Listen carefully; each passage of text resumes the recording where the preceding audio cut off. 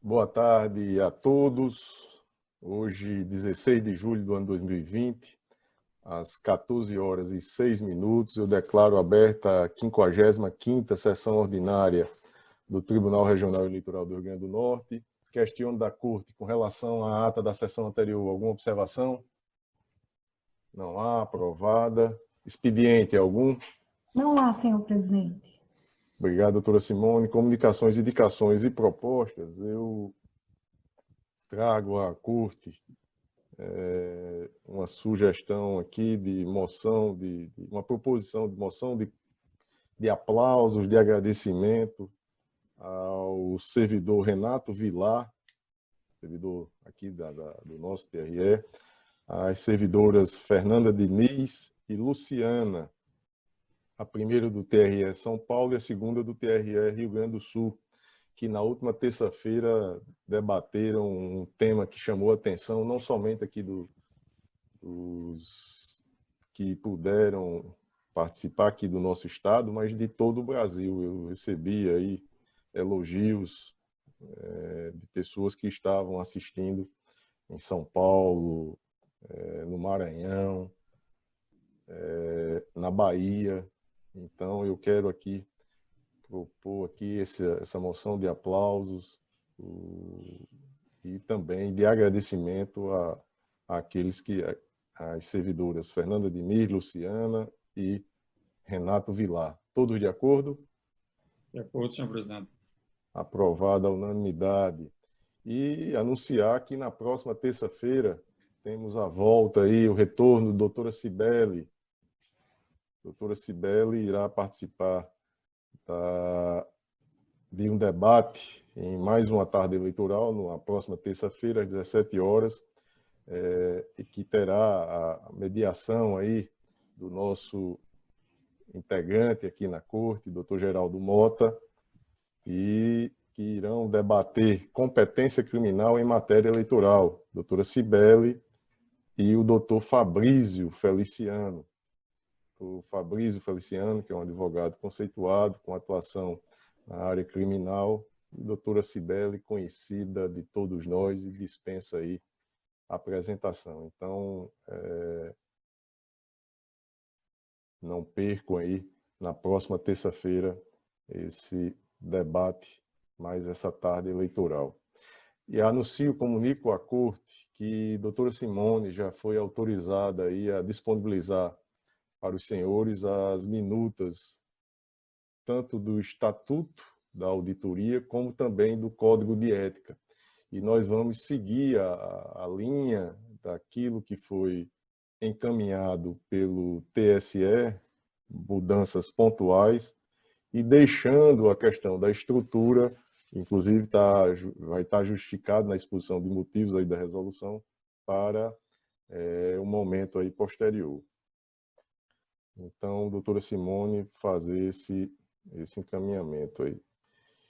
E, por fim, eu comunico à Corte que a implantação do PJE aqui no 2º grau, nós estamos já há algum tempo enfrentando algum problema com relação aos processos que reclamam uma tramitação sigilosa. E o SADP ele foi desativado, a nossa resolução ela diz que ele não será mais retomado, inclusive a possibilidade ela foi descartada de ser retomado, e nós temos alguns processos que reclamam esse sigilo.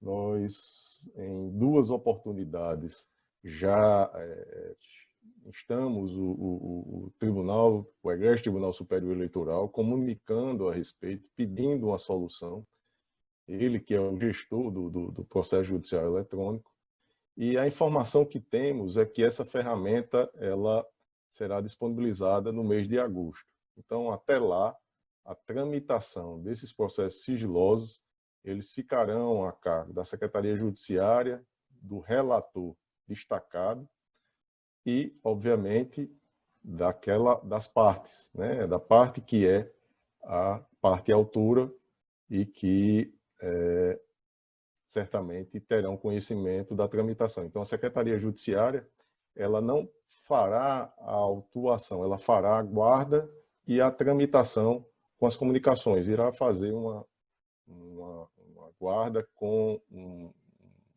eu até conversei com a doutora Lígia, a doutora Simone, terá a capa, terá toda a numeração do processo, as certidões, as decisões, as intimações, não terá a autuação porque não haverá como fazê-lo no PJE e preservar o sigilo. Então, o número que é sorteado aleatoriamente, ele não tem como ser obtido neste momento.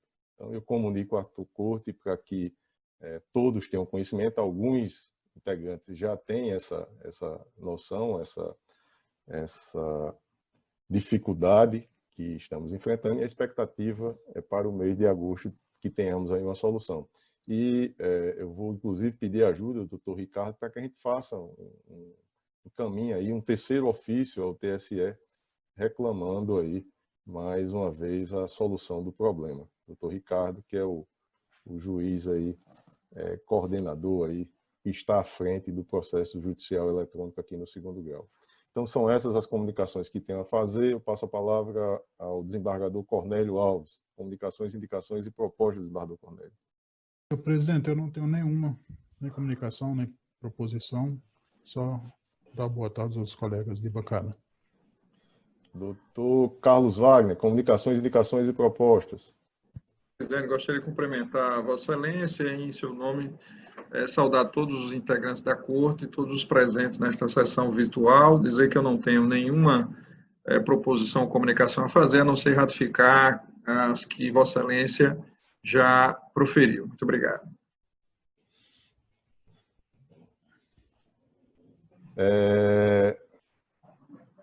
Doutor Ricardo Tinoco, comunicações, indicações e propostas.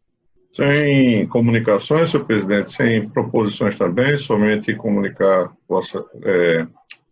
me cumprimentar a Vossa Excelência e também me colocar, como já ressaltado agora no início da sessão, por Vossa Excelência, à disposição para assinarmos esse expediente encaminhando ao TSE a respeito dessa necessidade que já foi externada por Vossa Excelência. Somente. Com a colaboração da doutora Simone, a gente possa já fazer isso, se não hoje, no mais tardar até amanhã, vamos encaminhar esse expediente em conjunto aí. Doutor Geraldo Mota, comunicações, indicações e propostas. Doutor Geraldo Mota, que na próxima terça-feira será o mediador aí do debate, com a presença da doutora Cibele e doutor Fabrício. Doutor Geraldo, mais uma vez, senhor presidente, e agradecer ao convite, é um convite especial, cumprimentar a Vossa Excelência e a todos os integrantes da Corte, da doutora Cibele, e me acostar às comunicações que Vossa Excelência já o fez.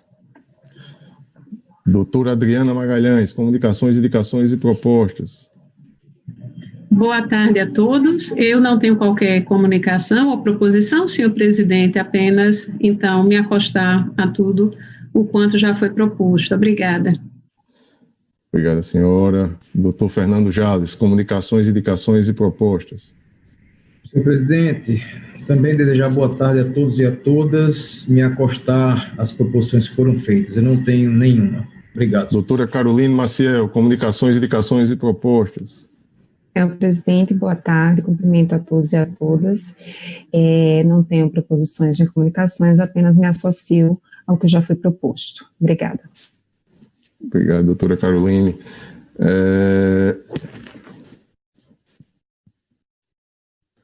Esgotada essa etapa, vamos iniciar. Tem algum pedido de sustentação oral, doutora Simone? Sem som. Não, senhor presidente, não tem. Não temos, né? Então vamos lá, seguindo a ordem cronológica. O primeiro é o recurso eleitoral número 600-035 dígito 20, ano 2020. O relator é o desembargador Cornélio Alves. O recorrente, Partido Social Democrático, Diretório Municipal de João Dias, advogado Gleidstone de Albuquerque Rocha, recorrido Miriam Alves de Oliveira. Está em mesa? Está em mesa, sim. Se tiver mais algum nessa matéria, que é de alistamento, e quiser julgar em bloco, desembargador, No começo, só um. Trata-se de recurso eleitoral interposto pelo Partido Social Democrático do município de João Dias, em face de decisão exarada pelo juiz da 41ª Zona, que deferiu o pedido de transferência de Miriam Alves de Oliveira por considerar comprovado seu vínculo ao aludido município. Em suas razões, alega a existência de vínculo eleitoral da recorrida com o município de João Dias, circunstâncias só pesadas. Ademais, com, aí abre aspas, o forte movimento nos últimos dias no sentido de realizar transferências eleitorais irregulares com fim de causar desequilíbrio no pleito, fecha aspas. Ao final, pugna pelo provimento do recurso para a reforma da sentença e julgar procedente a impugnação indeferida de transferência da eleitora em exames. Embora intimada, nova apresentação de contrarrazões por parte da recorrida. Com vista dos autos, a Procuradoria Regional Eleitoral opinou pelo desprovimento do recurso. Isso é uma situação, é o relatório. Em discussão, aprovado o relatório, como vota Vossa Excelência? Senhor presidente, esse é daqueles casados de João Dias, a vinculação que a eleitora tem, que ela é natural de lá. E ela apresentou uma conta de energia que parece ser de uma parente dela. Deve ser uma irmã. Então, além dela ter esse vínculo familiar, ela é natural de João Dias, por isso eu estou dando provimento ao recurso. Negando. Negando provimento ao recurso e mantendo o deferimento da transferência eleitoral lá para o município de João Dias. Perfeito. Doutor Ricardo Tinoco, os demais. Nesse caso, eu tenho aquela ressalva, senhor presidente, mas acompanho a corte em função fazendo a ressalva apenas. Os demais todos de acordo? De acordo. O relator. Processo julgado à unanimidade nos termos do voto do relator. Seguinte, recurso eleitoral número 600.021, deste 90, ano 2020, e o relator é o juiz eleitoral Dr. Carlos Wagner, recorrente Abel de Araújo Silva, advogado Ivanilton Fernandes. Está em mesa, doutor Carlos? Está em mesa, senhor presidente. Eu gostaria até de pedir a sua gentileza para chamar em bloco com o 0600 004606. São dois processos que se tratam da mesma matéria, são recursos eleitorais, em ambos, com pedido de efeito suspensivo, interpostos pelo eleitor, cada um deles, em cada um dos processos, contra a decisão proferida pelo mesmo juízo, que é o 23ª Zona Eleitoral, quem deferiu a transferência de sua inscrição eleitoral para o município de Timbaúba dos Batistas, também é a mesma municipalidade. É o breve relatório, senhor presidente. Aprovado o relatório, como vota Vossa Excelência em ambos os processos?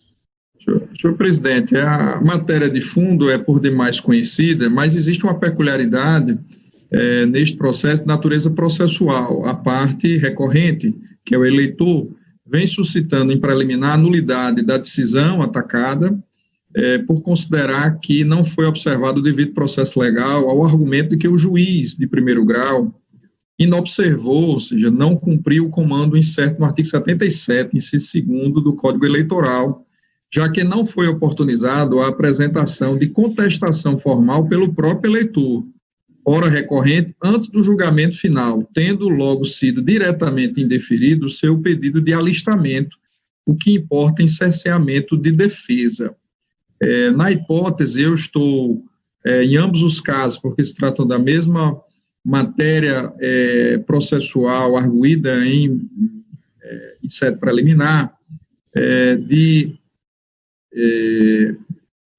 entendendo que tanto a Lei 6.996, de 82 ainda, e a Resolução 21.538, de 2003, traçam ambas com precisão qual é o procedimento próprio de alistamento ou transferência eleitoral, seja quando defere, seja quando denega o pleito formulado pelo eleitor, não cabendo, ainda que em nome do devido processo legal ou do contraditório, outorgar antes do indeferimento do requerimento a possibilidade de oferta de peça defensora pelo próprio requerente.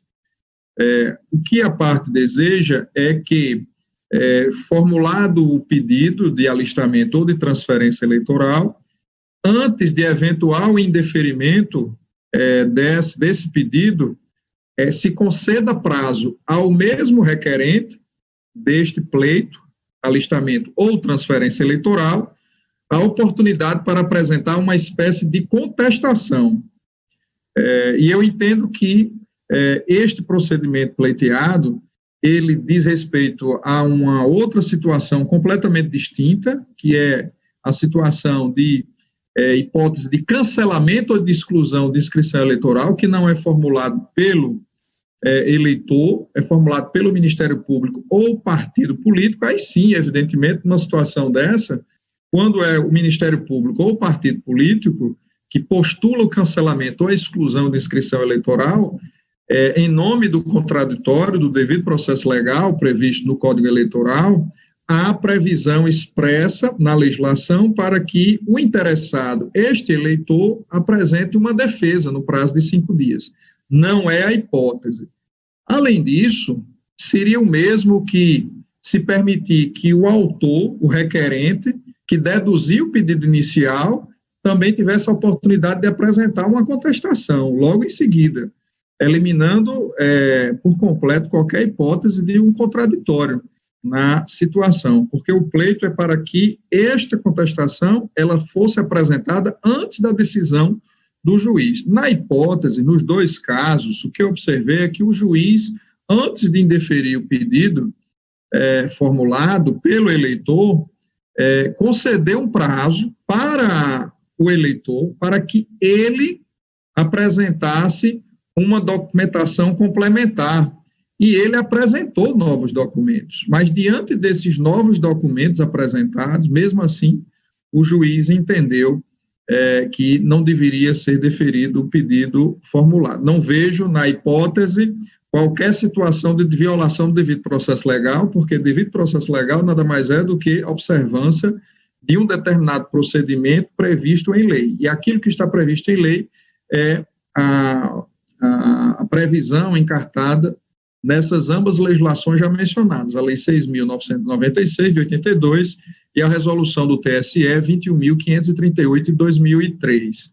Ainda que se fosse, na hipótese eventual de acolhimento dessa nulidade por violação ao contraditório ampla defesa, não seria o caso de acolhimento, porque o Código de Processo Civil é muito sábio no artigo 282, parágrafo 2º, que se o juiz vai decidir em matéria de mérito a favor de quem alega a nulidade, deve apreciar o mérito e deixar de acolher a preliminar ou a matéria processual anulatória. Então, diante dessa circunstância, senhor presidente, verificando de fato que há prova suficiente, diferente do que o juízo pergastado assim entendeu, eu verifico que há vínculos de parentesco em um caso, e no outro caso, vínculo familiar e comunitário com a municipalidade, a ensejar o acolhimento do recurso e o provimento do recurso interposto pelos respectivos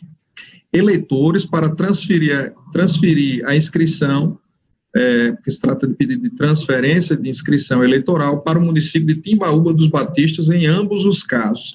É como voto, senhor presidente, rejeitando, portanto, a preliminar de nulidade da sentença por violação ao devido processo legal. É assim os termos em que voto. Pois não, doutor Carlos. Matéria pacificada, essa questão da preliminar, eu não vejo dificuldade também. Todos de acordo? Com relator. Processos julgados à unanimidade nos termos do voto do relator.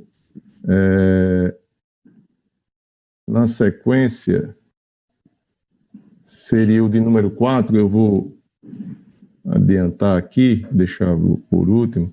O 5 é o prestação de contas número 601-098, de 77, ano 2018. O relator é o juiz eleitoral doutor Geraldo Mota. Requerente, Partido Socialista Brasileiro, Diretório Regional. Responsáveis, Ivanildo Fernandes de Oliveira, Rafael da Mota. O advogado de todos é o doutor Tiago Cortez. Está em mesa, doutor Geraldo? Está em mesa, senhor presidente. Vossa Excelência tem a palavra.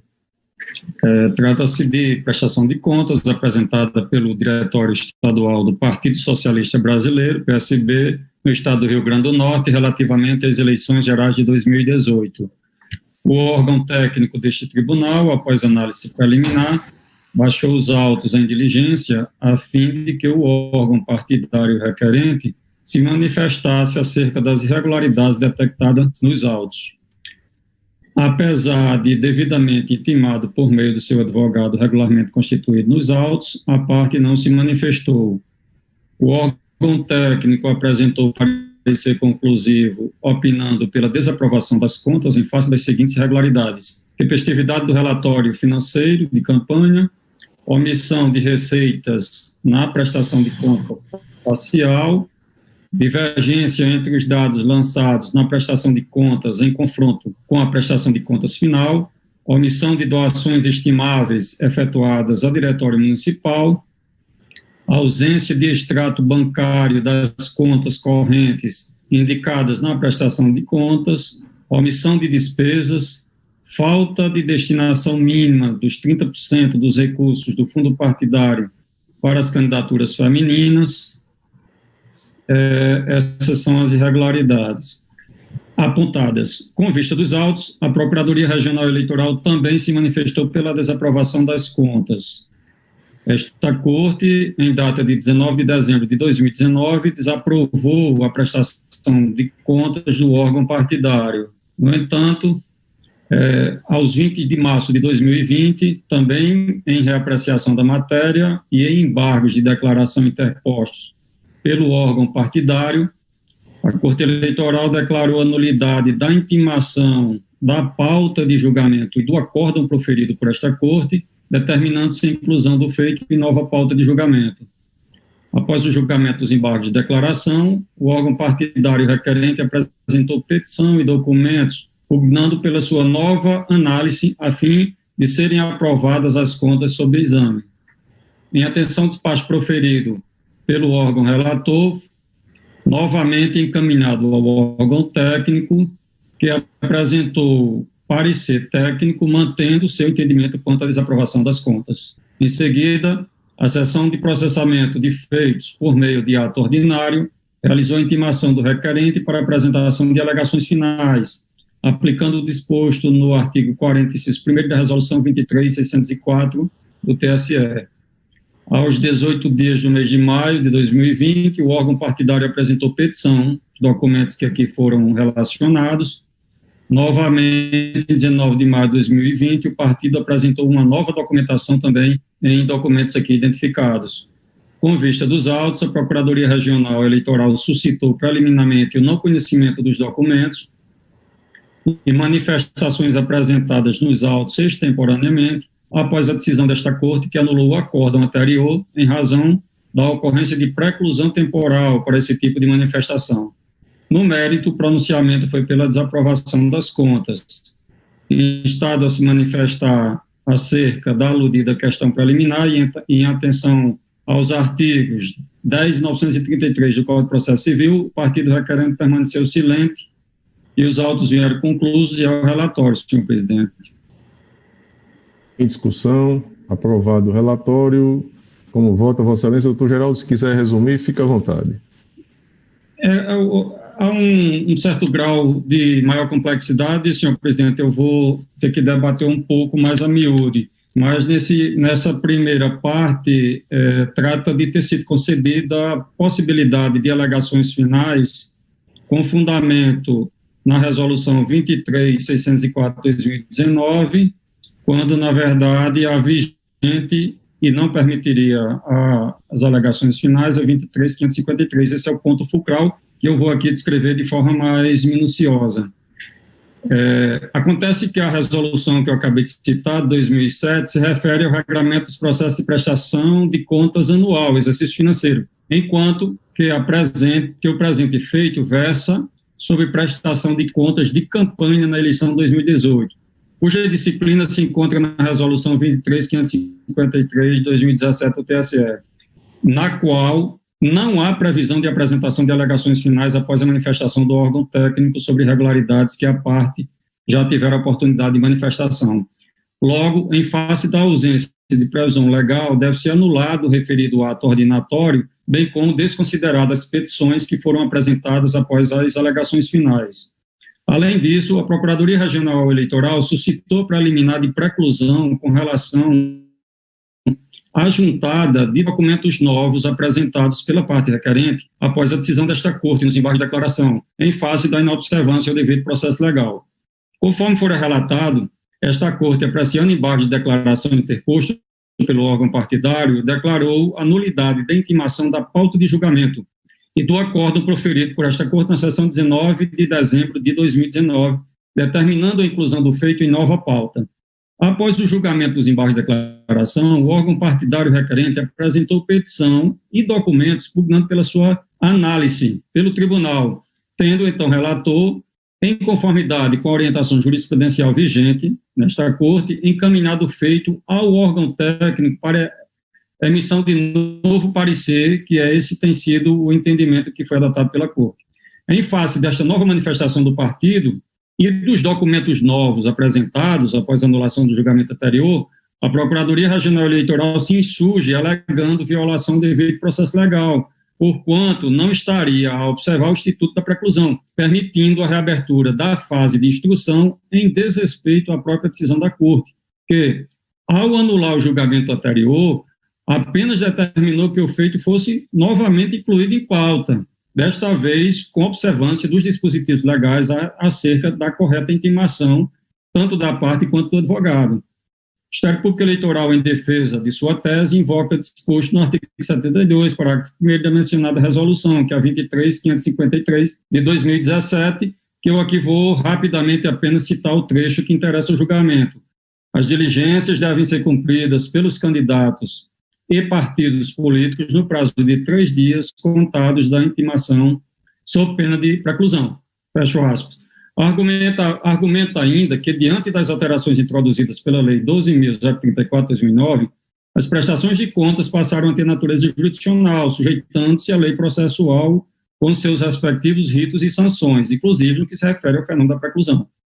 De modo que a agremiação partidária, apesar de devidamente intimada para atender às diligências apontadas no relatório preliminar, deixara transcorrer o prazo para manifestação com o decurso do prazo em 19 de novembro de 2019, não podendo ser beneficiada com a juntada de novos esclarecimentos e documentos somente agora, em abril de 2020, devendo ser reconhecida a ocorrência de preclusão conforme disciplinado no aludido dispositivo normativo. E aqui a Procuradoria Regional também, senhor presidente e anexos colegas, pontuou que não desconhece o posicionamento desta Corte, firmado em 2018, quanto à possibilidade de juntada de nova documentação, desde que ocorra antes da realização do julgamento, o que é natural.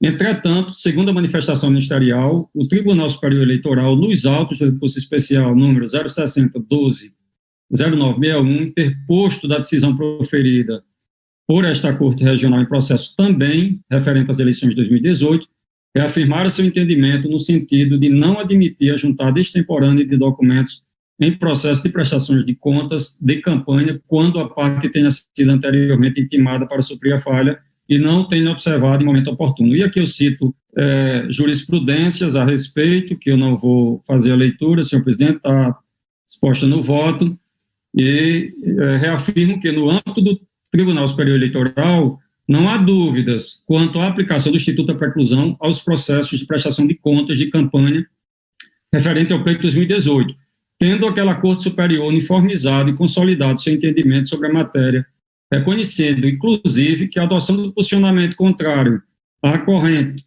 e infindáveis revisões na análise de contas prejudica sobremaneira a efetiva prestação jurisdicional. Nesse sentido, cumpre colacionar aqui também doutrina, que eu não vou fazer a leitura, mas é no sentido também de admitir a preclusão, toda a jurisprudência aqui citada do TSE é também, até porque a lógica é que o documento ele só é novo se não é facultada e não tem a possibilidade de se permitir a apresentação em época oportuna, né, principalmente no julgamento do processo. Então, tenho várias decisões aqui que eu cito a respeito, e para abreviar aqui o julgamento da preliminar, senhor presidente, eu voto em relação à preliminar para que seja acolhida a prescrição, e eu acompanho aqui o pensamento do Ministério Público nessa matéria. admitindo prescrição ou preclusão? Prescrição não, a preclusão da juntada desses documentos. Perfeito. Alguma divergência?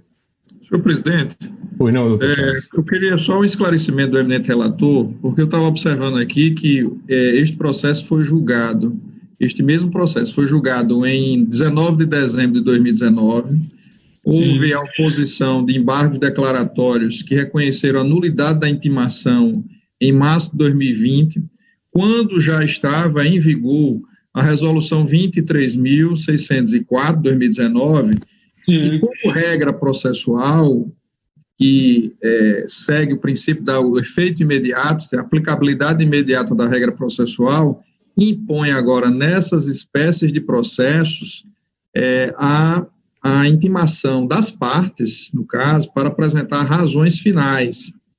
E o que aconteceu, se eu não me engano, foi que a parte, o prestador de contas, ele, com a nulidade, apresentou novos documentos. Diante desses novos documentos, foi encaminhado para o órgão técnico manteve a desaprovação das contas, ratificando esse opinamento anterior. O processo foi para o Ministério Público Eleitoral, houve o parecer, e aí o processo está novamente colocado em julgamento. Mas, a meu sentir, embora de fato seja possível esse reconhecimento de que esses atos processuais que foram desencadeados não deveriam ter acontecido, o processo não deveria ter sido encaminhado para o órgão técnico, concordo com o relator nesse ponto, mas deve ser observada a regra da resolução 23.604, 2019, que impõe as razões finais, porque quando o processo foi julgado, ou seja, no momento da sua tramitação, já incidia a nova regra. E observando a resolução, ela é muito clara que tanto se aplica essa regra das razões finais às prestações de conta de campanha eleitoral, como também de exercício financeiro de agremiação partidária. Nas duas hipóteses, a regra é impositiva. Então, diante desse aspecto, eu não sei se o relator está reconhecendo essa preclusão e, consequentemente, a meu sentir, o processo deveria permitir a apresentação de razões finais. Se a parte apresenta documentos, eles são desconsiderados, simplesmente desconsiderados, porque é proibida a juntada de novos documentos, não há problema algum, não se leva em consideração, não se faz nenhum juízo valorativo a respeito desses documentos.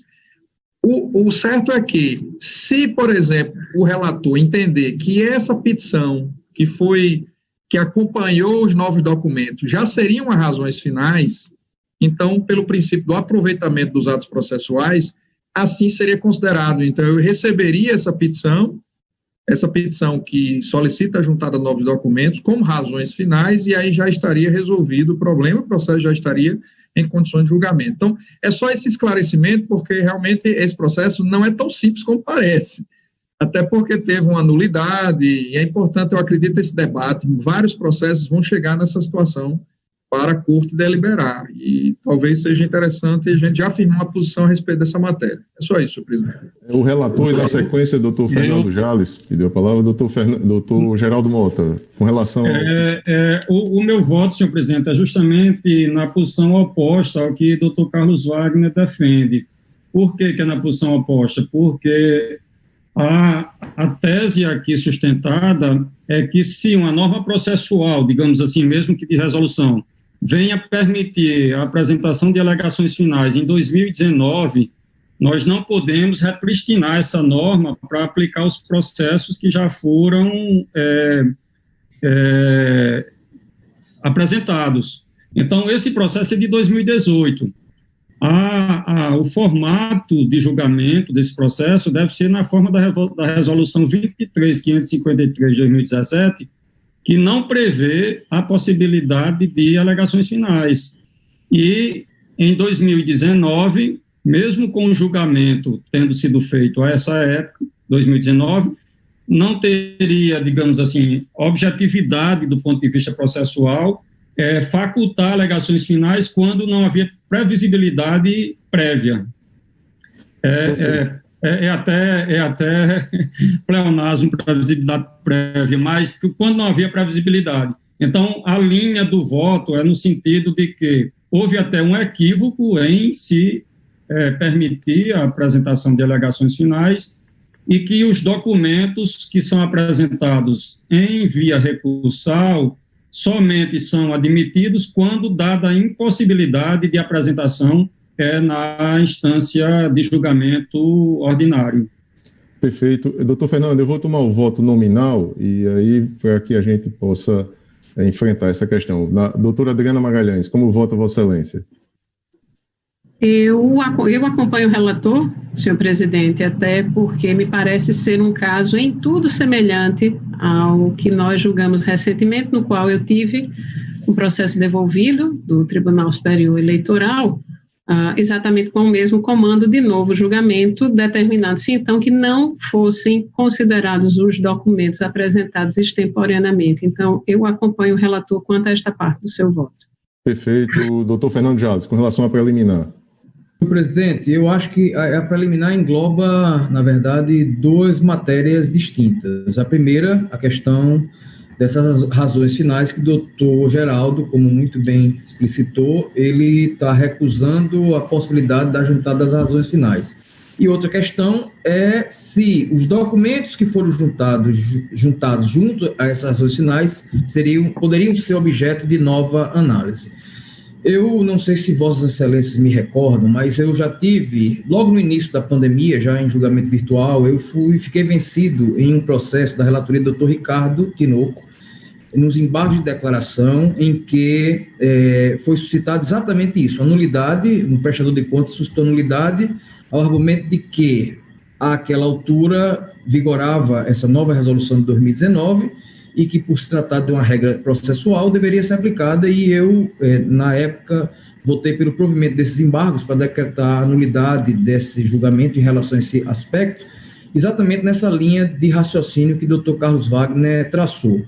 Acho que deve-se fazer uma diferenciação. Primeiro é a questão material das contas, o que estava previsto lá para fins de prestação de contas, no aspecto material, de fato deve ser observada a regra da resolução anterior. Outra coisa são as regras que a resolução nova traz de caráter processual.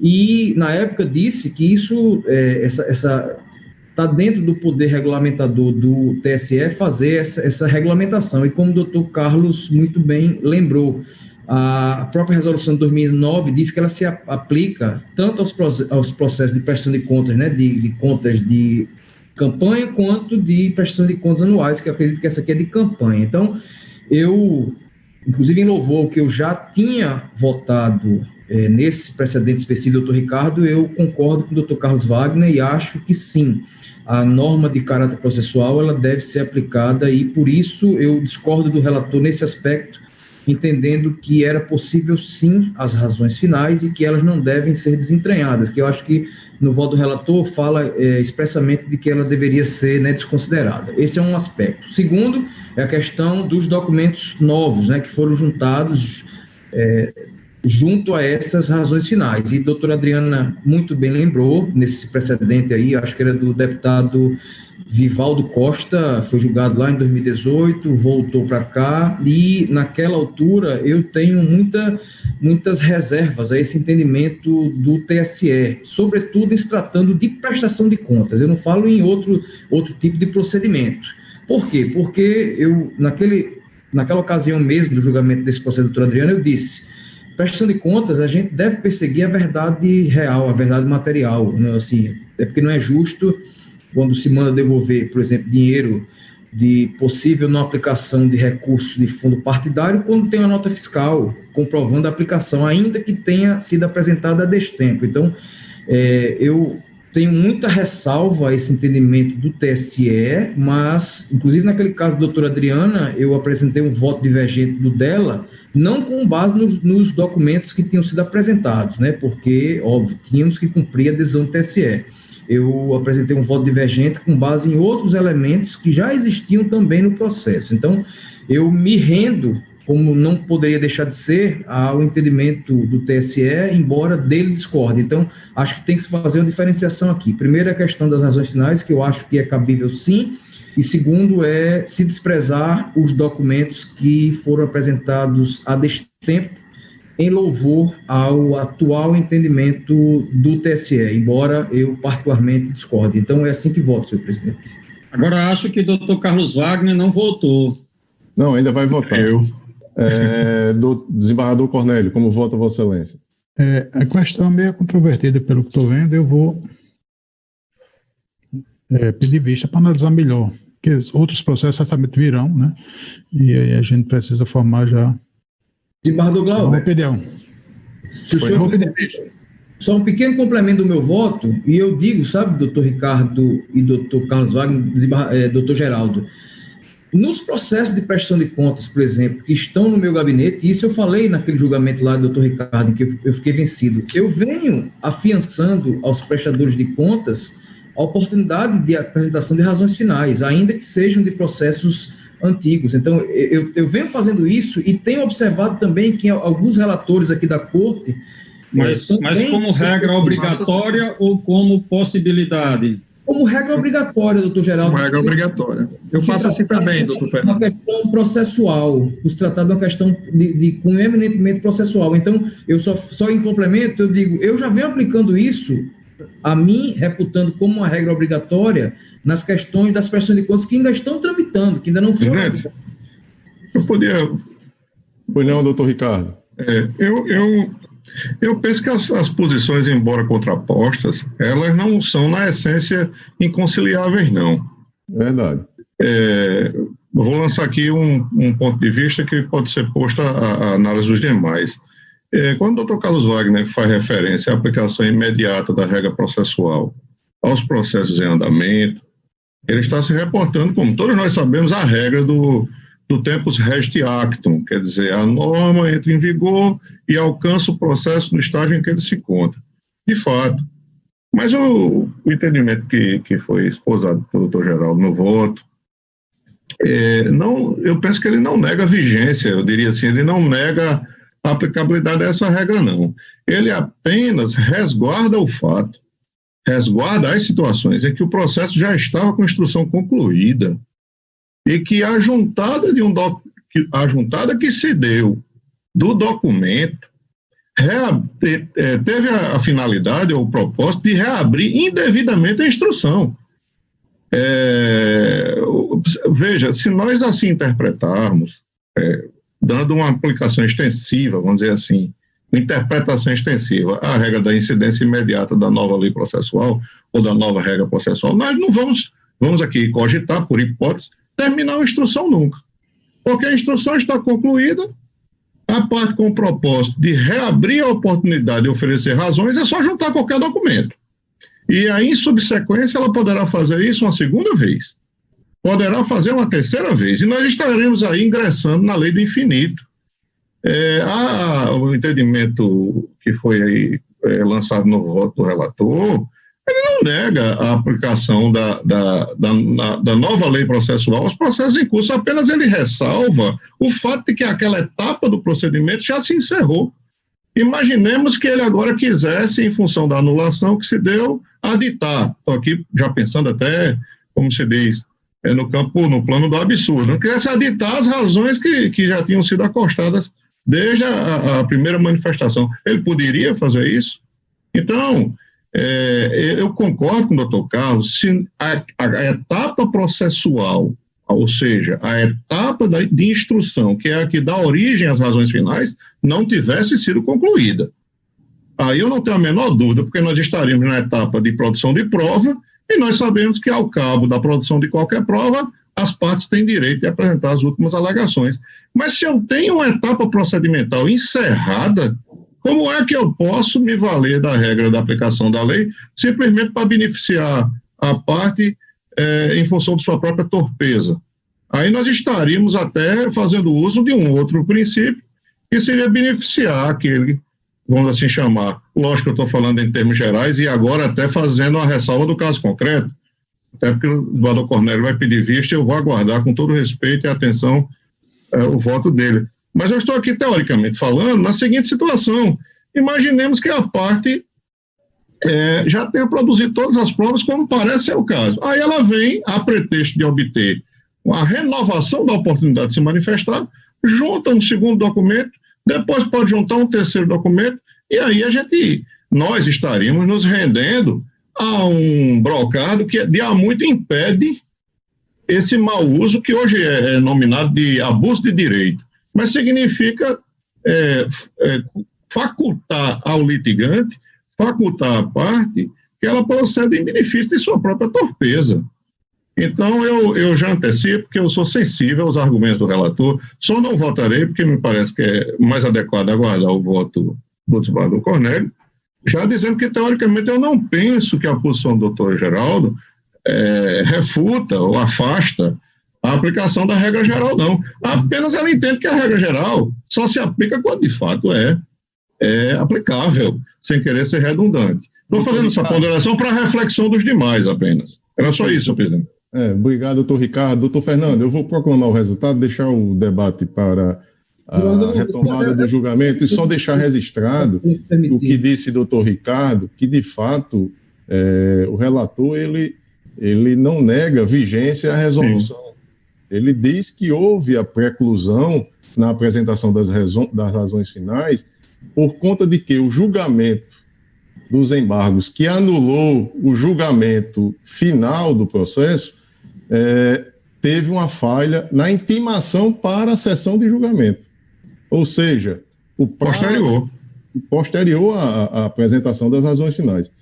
O doutor Geraldo deixa claro que mesmo que o processo, na sua relatoria, fosse do ano de 2015, 2014, estivesse ainda aberto prazo, neste momento, para as razões finais, ele faria a abertura para essa apresentação. Só essa compreensão que tive e assim, proclamar, senão a gente vai passar a tarde todinha aqui debatendo. As razões finais não existiam, ao que parece... Só não está isso dito no voto. O voto não está dizendo isso, não. E na declaração do doutor Geraldo Mota, não era isso que estava...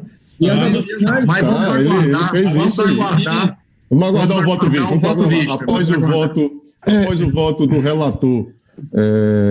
Doutor, mas só uma explicação. O Geraldo faz adaptação ao voto aí? Não é adaptação. Mas está dito isso, está no voto também, até disponibilizado para o doutor Carlos Wagner. Tem uma parte aqui, se me permite, eu posso até fazer a leitura, dizendo que a fase de instrução já havia sido conclusa. Exatamente. O processo foi anulado no julgamento dos embargos declaratórios no tribunal. É a preclusão consumativa, não é isso, doutor Geraldo? O julgamento já tinha sido realizado ponta a ponta em primeira instância. Exato. Razões finais não é matéria instrutória. Vamos aguardar o voto do... Mas tem prazo. Mas tem prazo, doutor. Conclui a primeira fase, conclui o julgamento de primeira instância. Eu não utilizei o termo instrução, mas que o prazo das razões finais, ela está esgotado. Foi isso que deixou claro o relator no seu voto.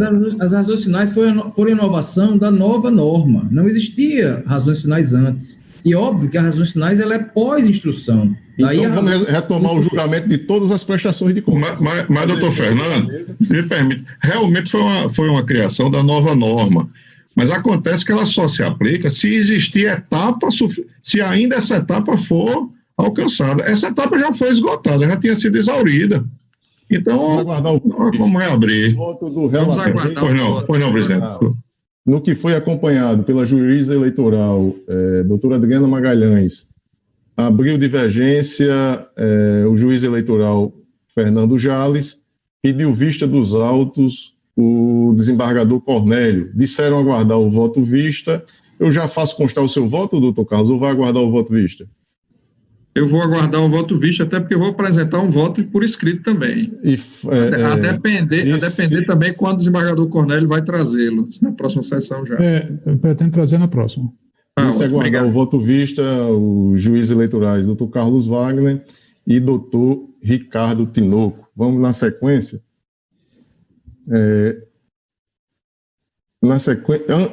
Eu já vou passar a presidência, eu tenho um compromisso agendado com um advogado, aqui, questões do TRE, e agendei para as 15 horas. Eu imaginei que pudéssemos encerrar antes, então eu vou passar, antes de passar a presidência ao desembargador Cornélio, vou pedir a compreensão dos senhores, só para que a gente faça a abertura da pauta administrativa, que tem aqui um único processo, que é o de número 600.241, dos 60, o ano 2020, que trata daquela resolução que disciplinou o uso da videoconferência. Inclusive, foi repassado aos senhores a minuta, foi a de referendo aqui do plenário, e eu estou trazendo para que seja deliberado aqui, se for o caso, referendado. Eu peço o opinamento, doutora Carolina Maciel, a respeito da minuta. Senhor presidente, o Ministério Público Eleitoral está de acordo com os termos da minuta. Obrigada.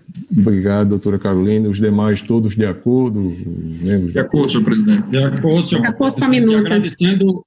E agradecendo a possibilidade das 48 horas após a realização da audiência, que é fantástico para os juízes não serem surpreendidos. Muito obrigado pela oportunidade. Não, eu quem agradeço e resisto aqui à sugestão dada por doutor Geraldo Mota, que de pronto foi acolhida por todos. A minuta ela foi disponibilizada no nosso ambiente de WhatsApp. O doutor Geraldo apresentou, como anunciou, essa sugestão, foi incorporada. A resolução já está em vigor, que foi publicada de referendo, e agora foi referendada aqui no plenário. Então, eu pedindo permissão aos senhores, eu passo a presidência ao desembargador Cornélio, e lembrando que nós teremos a nossa próxima sessão no dia 21, não é isso? Esse é o próximo, né? Próximo dia 21. Então, saúde para todos e, desembargador Cornélio, presidência de Vossa Excelência. Um abraço, presidente. Nossa, eu acho que eu vou pular um processo, doutor. Não foi isso, doutor Ricardo? De novo.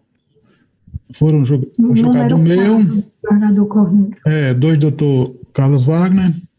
Número 4, doutor Ricardo Tinoco. Eu vou só abrir aqui, guarda um instantinho. Não, é a prestação de contas 0600 191 05 2018. Relator Pois não. Ricardo Tinoco. Tá aí mesmo. E o requerente é Partidos Socialismo e Liberdade, pessoal é o pessoal regional. Com a palavra. Pois não, senhor presidente.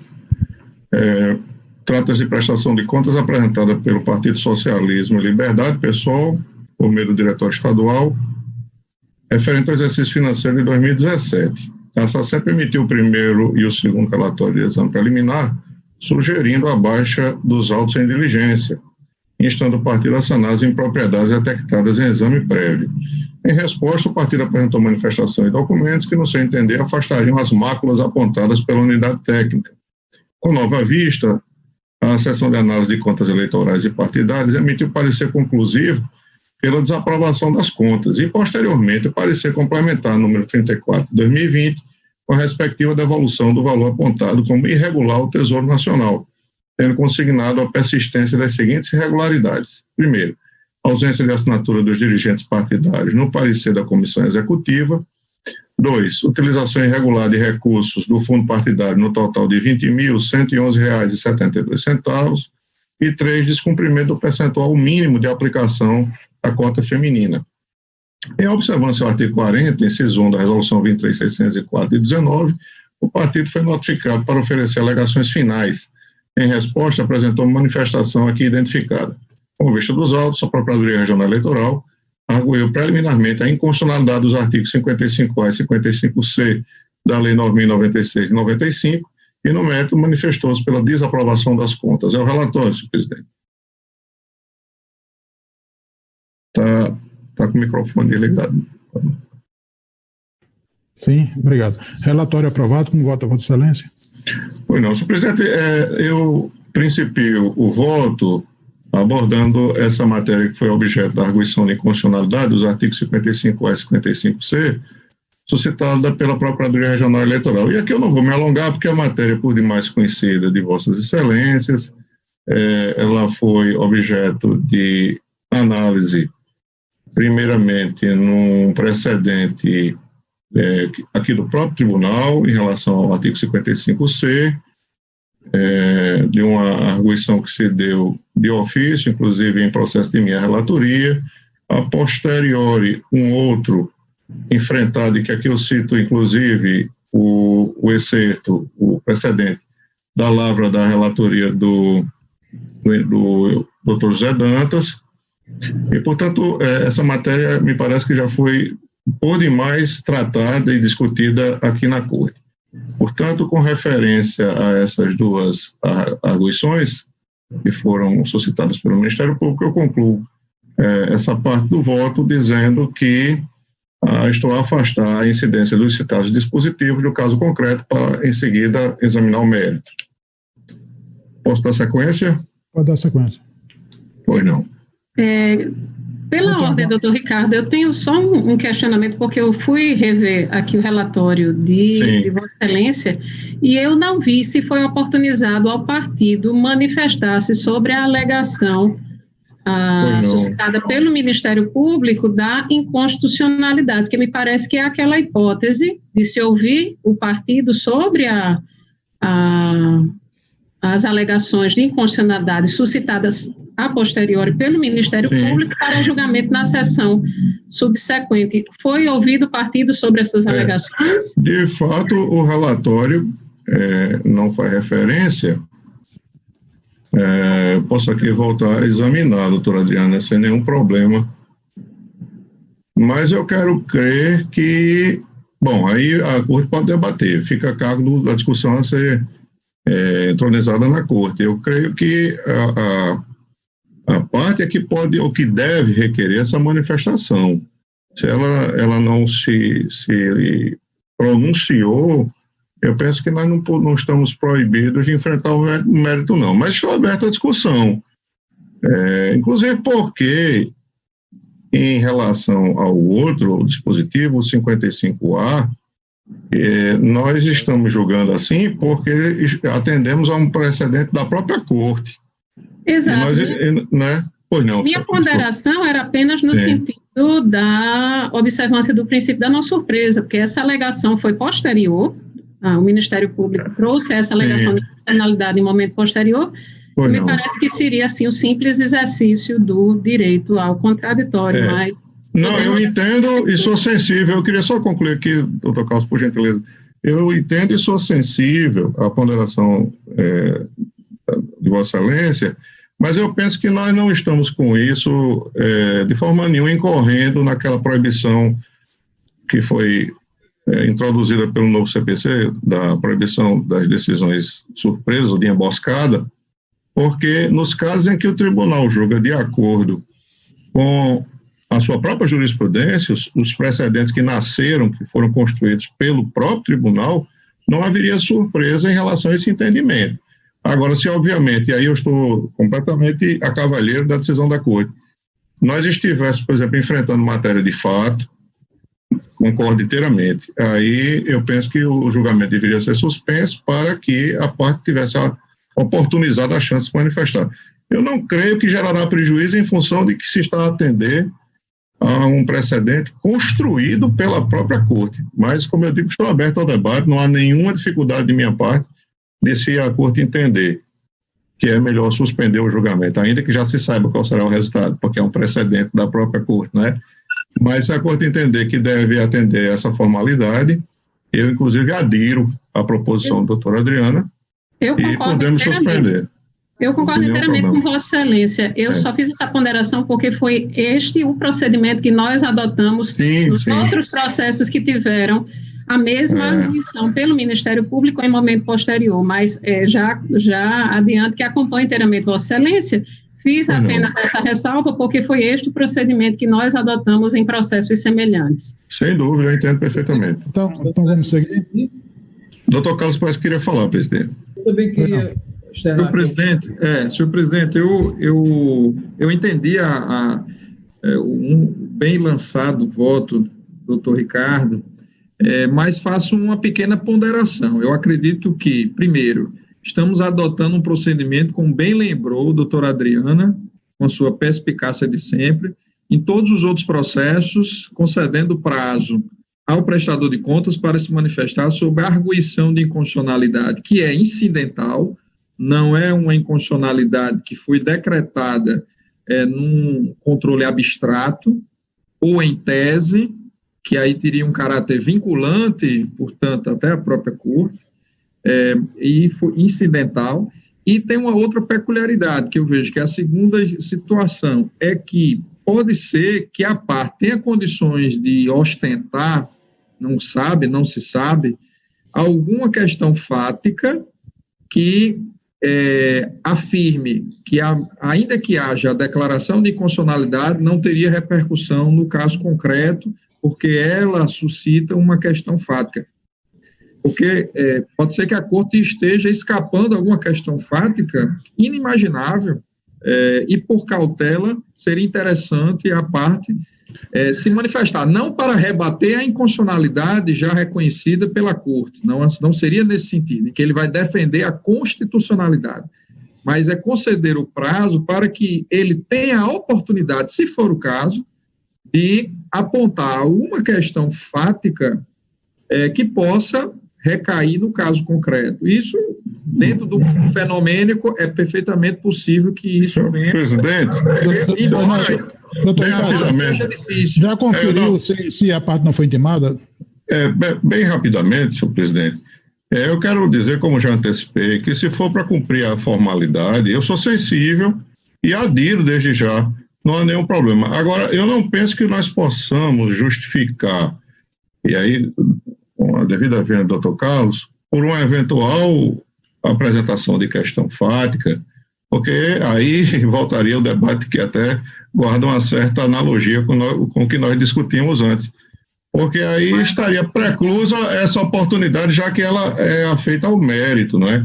Não, mas não é nesse sentido que eu estou falando, não, doutor Ricardo. Eu estou falando uma questão específica em que ele diga que a inconstitucionalidade, mesmo que venha a ser reconhecida, não vai ter repercussão no caso concreto por alguma peculiaridade no caso. Seja, mas é porque, doutor Carlos, o prazo que a doutora Diana sugere, me permita só... não estou dizendo aqui que a parte vai levantar uma nova questão fática que não existe no processo. Não é nesse sentido que eu estou me referindo. A incidência da questão da inconstitucionalidade é como se fosse uma incidência do precedente. Será que o precedente incide ou não no caso concreto? Entendeu? É só nesse sentido. Não ele vai trazer um fato novo. Não? A discussão que pode acontecer, a meu juízo, é se há ou não há a possibilidade de se discutir a constitucionalidade. Daí eu ter dito que para mim não gera surpresa alguma. Mas eu também sou sensível ao fato de que devemos já tratamento paritário. Não é? E eu acho que é essa a fundamentação que a doutora Adriana traz. É a preocupação com o tratamento procedimental de fundo de caráter paritário, para que não haja nenhuma discrepância. E a Corte tem que ser zelosa em relação a isso. Portanto, eu adiro a proposição e assim que a parte for intimada para se manifestar a respeito, o processo pode ser... Eu posso retirar de pauta, se for o caso, senhor presidente. Retira, então. Pronto, tá certo. Perfeitamente. Sem nenhum problema. Tá certo, sim? Certo. Todos concordam? Então, vamos dar sequência. Vamos ao processo número 5, já foi julgado, da relatoria do doutor Geraldo Mota. Não é isso? Isso. Número 6, na sequência, doutor Geraldo Mota. Recurso eleitoral 0600-009-76. Alistamento eleitoral, domicílio eleitoral. Tatiana da Silva, a interessada. É a recorrente. Com a palavra o relator.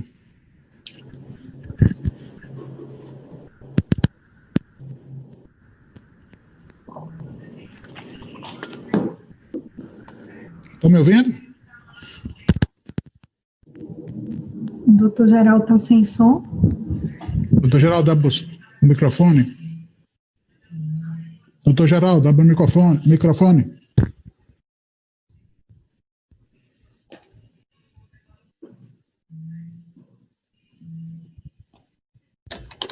Microfone.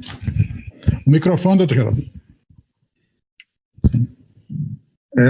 Está funcionando agora, senhor presidente? Tá. Agora você... É porque automaticamente aqui desativou o meu som. Perdão a todos.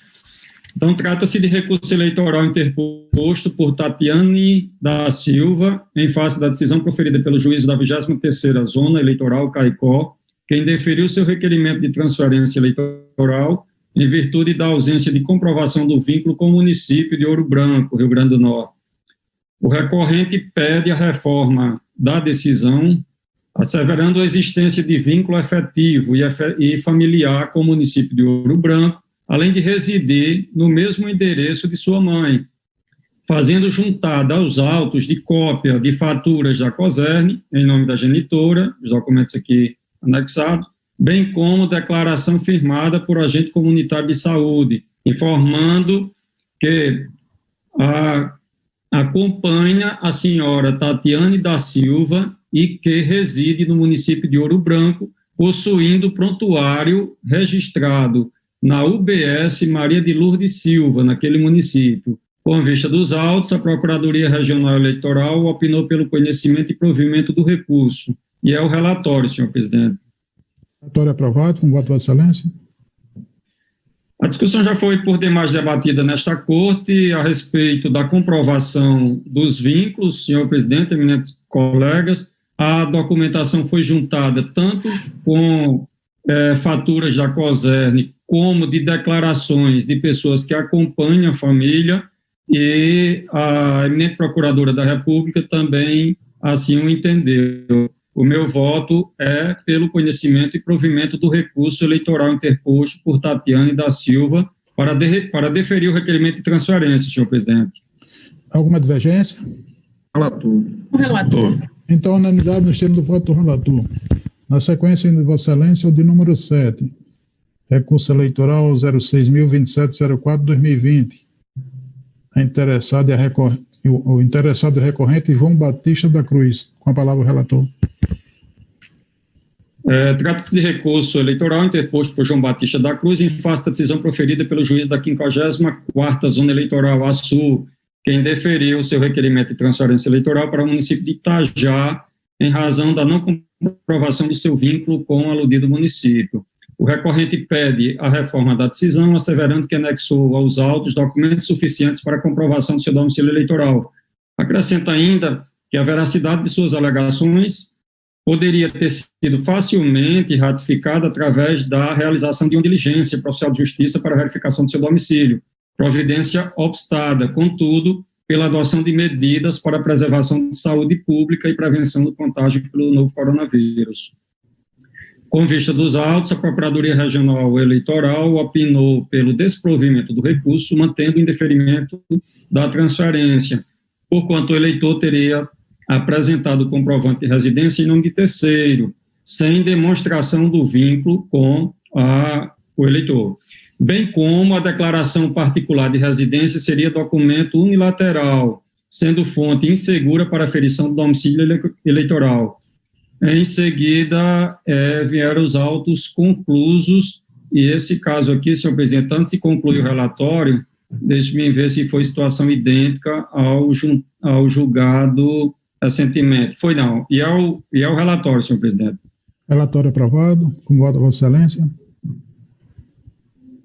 O domicílio eleitoral não se confunde aqui com o domicílio civil, e já é uma praxe que eu adoto aqui nos votos. Eu cito aqui também precedentes de doutora Adriana Cavalcante Magalhães nesse sentido, de doutor Vladimir Soares Capistrano, para dizer que cumpre destacar ainda que, conforme deixei consignado no meu voto proferido no recurso eleitoral número 060002050 de 2020, julgado no dia 15 de junho de 2020, envolvendo o caso de eleitor que não detinha comprovante de residência em seu próprio nome, caberia à Justiça Eleitoral realizar diligências no local apontando como a residência do eleitor, a fim de subsidiar e verificar o seu domicílio eleitoral.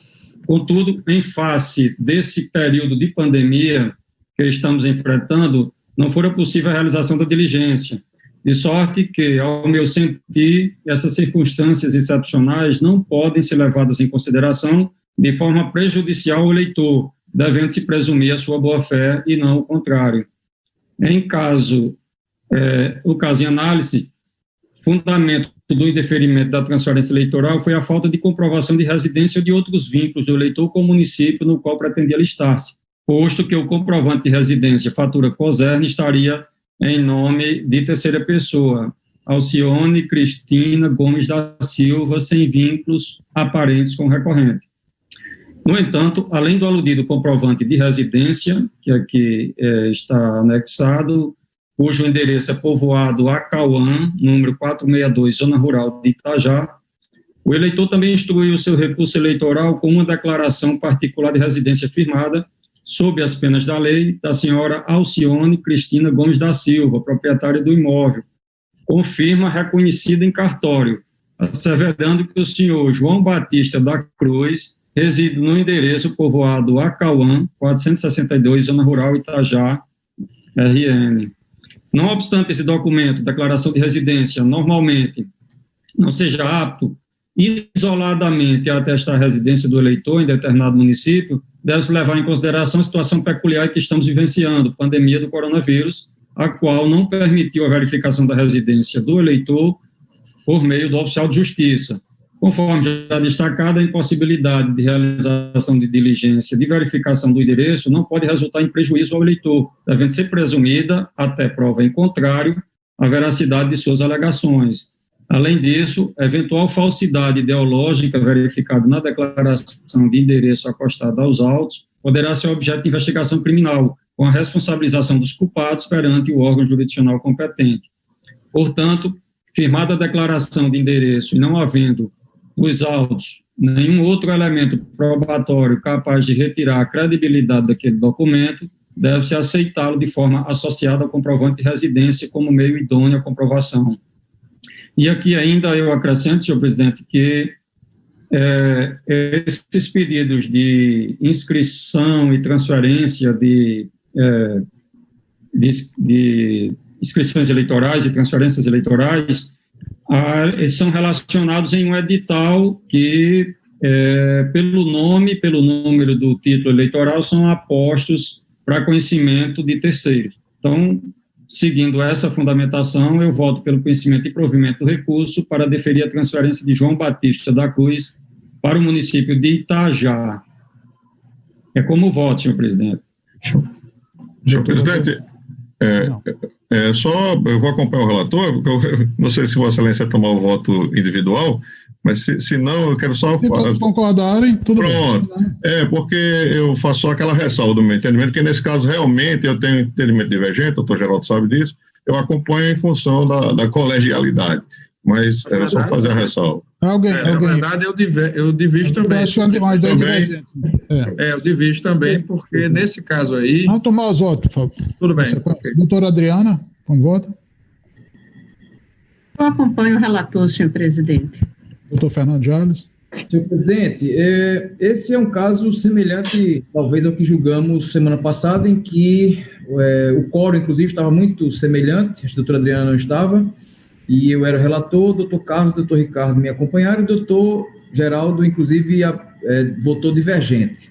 No caso que eu tinha, o único documento, no caso em que eu fui relator, semana passada, o único documento que existia era o comprovante da conta de energia em nome de um terceiro. Aqui, além do comprovante em nome de terceiro, tem só uma declaração de próprio punho, em nome de quem está o documento, dizendo que o João, que é o requerente aqui, ele reside lá. Eu, assim, acredito que um documento desse seja insuficiente, ainda que, sabe, doutor Geraldo, eu não desprezo aqui realmente que há uma questão de que, caso seja falso, possa de fato existir uma investigação criminal por falsidade ideológica, mas eu acredito que seja, até porque não se mostra sequer aqui qual seria o vínculo que, assim, com um Alcione, que reside lá de quê? Por quê? Foi uma compra e venda?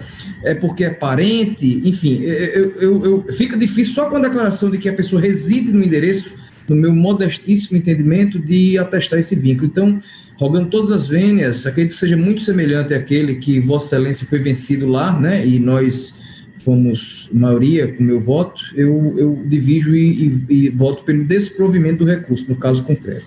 Você experimenta a declaração do delegado, né, doutor Fernando? Porque antigamente pediu a declaração lá no delegacia do delegado. Se Vossa Excelência puder me conceder rapidinho, só para eu fazer um esclarecimento, senhor presidente.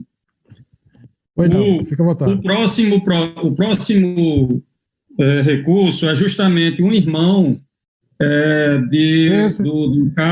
do caso citado por doutor Fernando Jales. E eu determinei a diligência foi feita.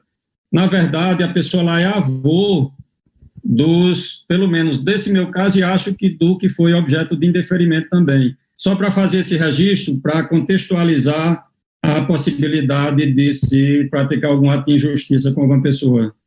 Certo. Pois é, doutor Geraldo, só rapidamente, eu naquele caso, inclusive, uma das alegações do recorrente era de que o juiz poderia ter feito a diligência, né? Mas em tempos de pandemia, eu não sei, veja bem, eu vou fazer aqui como o desembargador Cornélio fez na sessão passada, né? Eu não sei se poderíamos, talvez, mitigar essa questão da necessidade da diligência em razão da pandemia. Veja bem, eu também fico muito aberto. Vossa Excelência traz um dado agora que, após diligência, de fato, provou-se aí o vínculo familiar, né? No caso em que eu julguei, não houve a diligência e a única coisa que existia era um papel, como diz o Matuto, um papel da luz em nome de aparentemente um terceiro, em que não tinha, né, a demonstração mínima de um vínculo, né, com a pessoa do recorrente. Então, eu confesso que eu estou em dúvida. Está na dúvida. Se Vossa Excelência me permitir, senhor presidente, eu pedi vista. Não pode deixar por outro, está certo. Me permita vista, inclusive os outros já podem também já analisar, né, o caso concreto e já trazer um voto mais substancioso, talvez, na próxima sessão. Se Vossa Excelência me permitir e retirar o meu voto, que já votei, mas para analisar com mais cautela. É melhor. Então, fica com pedido de vista para o doutor Fernando Jales, não é isso? Na sequência, o número 8, doutor Geraldo. Pronto, senhor presidente. Que eu chame aqui é exatamente o que eu acabei de reportar. A recorrente é Denisa Bianca de Araújo Melo. Isso. Está com a palavra. E a de Itajá também, pode senhor até presidente, votar. aqui em 44ª Zona Litoral. Trata-se de recurso eleitoral interposto por Denise Bianca de Araújo Melo em face da decisão proferida pelo juiz da 54ª Zona Eleitoral A Sul, que indeferiu seu requerimento de transferência para o município de Paraú, em razão da não comprovação do seu vínculo com a aludido município.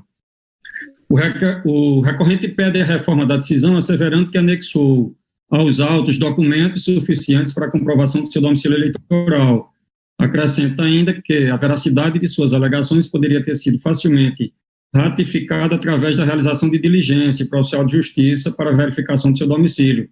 Providência obstada, contudo, pela adoção de medidas para a preservação de saúde pública pelo coronavírus. Com vista dos autos, a Procuradoria Regional Eleitoral opinou pelo desprovimento do recurso, mantendo o indeferimento da transferência, porquanto a eleitora teria apresentado comprovante de residência em nome de terceiro, sem demonstração de vínculo com o eleitor. Conclusos os autos, após constatar o comprovante e após examinar o comprovante de residência, apresentado nos autos, estava em nome de outra pessoa, Sebastião Rufino de Melo, que possui o mesmo sobrenome da eleitora recorrente, Denise Bianca de Melo, determinei a conversão do feito em diligência a fim de que a recorrente fosse intimada para esclarecer acerca da existência de eventual relação de parentesco entre ela e o titular da fatura da COSERN, usada para comprovação de residência. Devidamente intimada, a parte recorrente apresentou petição, informando que o senhor Sebastião Rufino de Melo é seu avô paterno, fazendo a juntada da cópia do documento de identidade de seu pai, Antônio Francisco de Melo. Em seguida, os autos retornaram conclusos para julgamento. E antes do relatório, é o relatório, senhor presidente. Relatório aprovado, com voto de Vossa Excelência. Antes de votar, eu gostaria de colher o parecer da eminente Procuradora Regional Eleitoral sobre essa mudança em que foi apresentado um documento que comprova o vínculo familiar entre as partes. Doutora Caroline, com a palavra. Senhor presidente, senhor relator, diante da comprovação do documento, o Ministério Público opina no sentido de que seja deferida a transferência do eleitor, do requerente. Com a palavra o relator. No caso em análise, o fundamento do indeferimento da transferência eleitoral foi a falta de comprovação de residência ou de outros vínculos da eleitora com o município no qual pretendia alistar-se, posto que o comprovante de residência, fatura COSERN, estaria em nome de Sebastião Rufino de Melo, sem alegação ou comprovação de vínculo com a recorrente. No entanto, conforme foi relatado, os comprovantes de residência acostados aos autos, tanto na interposição do recurso fatura CAERN, quanto no requerimento de transferência eleitoral, fatura COSERN, referem-se ao mesmo endereço declarado no RAI, Rua Benedito Peixoto, 420, Paraú, e estão em nome do senhor Sebastião Rufino de Melo, avô paterno da recorrente, conforme comprova a cópia do documento de identidade do pai da eleitora, o ID número 3094671. Portanto, comprovado o vínculo familiar da eleitora recorrente com a pessoa residente no município no qual pretende alistar-se, deve ser reformada a decisão recorrida para deferir a transferência de domicílio eleitoral pleiteada nos autos. Diante do exposto, voto pelo conhecimento e provimento do recurso eleitoral para deferir a transferência eleitoral de Denise Bianca de Araújo Melo para o município de Paraú, e é como eu voto, senhor presidente. Esse é o processo de número 8, né? O 06.03141. É isso? É exatamente, senhor presidente. Pronto. Tem alguma divergência do voto? Só com aquela minha ressalva, senhor presidente, eu acompanho o relator, viu? Presidente, eu vou também só declarar aqui o voto. Veja bem, como o doutor Geraldo disse, essa recorrente aqui, aparentemente é irmã, né, ou é parente daquele que julgamos ano passado da minha relatoria, e Vossa Excelência ficou vencido, e eu, doutor Geraldo, eu imaginava aqui que a diligência fosse via oficial de justiça na residência, mas a diligência, na verdade, foi direcionada à própria recorrente, que... Esclareceu. Aí, doutor desembargador Cornélio, isso reforça aquilo que eu e doutor Ricardo e doutor Carlos Wagner, nós falamos na outra sessão. A gente não pode inverter esse ônus probatório. Neste caso que estamos a julgar, como naquele da semana passada, o recorrente tinha apenas condições de ter juntado esse documento do pai dela, né, do pai dele, dizendo que fulano de tal era avô, né? Assim, então, acho que a premissa que foi fixada naquele momento é que a conta de energia por si só não seria suficiente, porque ela deveria ter minimamente demonstrado esse vínculo. E aqui ela o fez após um pedido de diligência de Vossa Excelência. Mas ela poderia ter feito isso junto ao recurso, né? Poderia, então, inverter esse ônus probante. Então, neste caso específico, face à prova que tem, eu acompanho integralmente. Na verdade, cada um processo é diferente do outro. Doutor Carlos Wagner. Pediu a palavra? Sim, pedi a palavra, senhor presidente. Obrigado. Esse caso, ele reforça, além do que já dito por doutor Fernando Jales,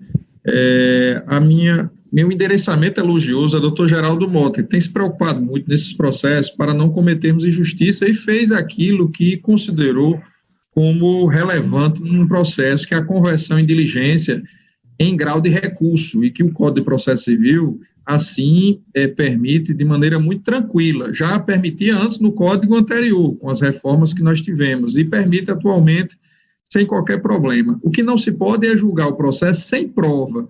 E eu faço até uma sugestão ao doutor Geraldo Mota: esse processo em que houve um pedido de vista do doutor Fernando, se Vossa Excelência fizer a mesma diligência também, pode ser que seja resolvido, ao invés de a gente indeferir a transferência eleitoral no processo anterior, seria talvez adequado fazer essa conversão também, dar uma oportunidade ao recorrente. Eu concordo com essa segunda chance, digamos assim, que Vossa Excelência, na condição de relator, deu neste processo. Eu acredito que a Corte deveria adotar esse procedimento nas demais relatorias. É uma inovação aqui na Corte muito interessante, e que seja muito bem-vinda. Eu gostaria de elogiar essa iniciativa de Vossa Excelência de ter trazido, diante de uma inquietação. Tivemos um debate acalorado na semana passada. Dentro da sua inquietação, houve uma produção de prova que permite, o Código de Processo Civil permite, e que chegamos a uma melhor solução. Talvez fosse melhor do que simplesmente a gente negar, porque me parece que no processo anterior, a prova ela é muito rarefeita. para deferir a transferência eleitoral, e talvez uma medida assim de complementação probante seja mais recomendada. Então, isso o presidente acompanha e acompanha o voto do eminente relator neste processo que estamos julgando, e o elogio pela iniciativa processual. Pois é, doutor Geraldo. Foi bem rápido nessa diligência. Eu fico bastante lisonjeado, porque sei que a capacidade de doutor Carlos Wagner, professor, é nossa referência, e fico feliz demais, agradecendo já, doutor Carlos Wagner, muito feliz. Nesse caso específico, como eu fiz uma análise dessa documentação e entendi que era suficiente para o deferimento, eu pediria vênia, doutor Carlos Wagner, não pedir essa diligência, mas eu não sei se a pessoa que pede vista tem essa faculdade de pedir a diligência, se ele entender que é o caso. Teria essa possibilidade? Eu, inclusive, já votei aqui em outros casos pela conversão em diligência de alguns processos, eu não tenho a menor dificuldade, eu posso... Depois, se chegar lá o TSE disser, não, houve preclusão, não podia... Aí, mas brincadeira só. Mas fica à vontade, se quiser fazer a diligência... Se doutor Fernando entender que é caso de pedir diligência, eu já acolho de imediato. Eu acho interessantíssimo. Até porque não vai mudar a situação do eleitor, né? Não muda mais, né? Está tudo fechado já. Já fechou o cadastro e, assim, eu também parabenizo, doutor Geraldo, Vossa Excelência, e eu sou muito fã dos inquietos, porque os inquietos é que eles, com as suas inquietudes, é que eles vão, né? E aqui, eis o exemplo claro, estamos aperfeiçoando a recorrente do processo, deste processo, aliás, você vê, teve sorte diferente de um parente dele próximo, um vai votar no município, o outro não. Um município, outro no outro. Infelizmente, aquele de lá teve aquela sorte e este está tendo essa outra, né?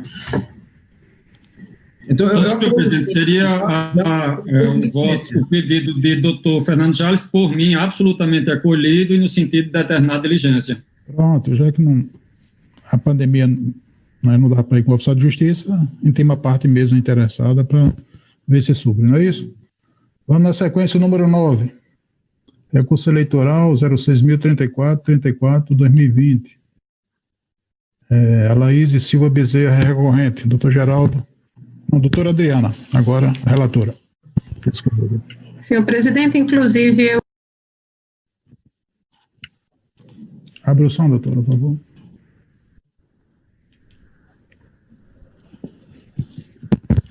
O som está fechado, doutora. O som. Agora sim.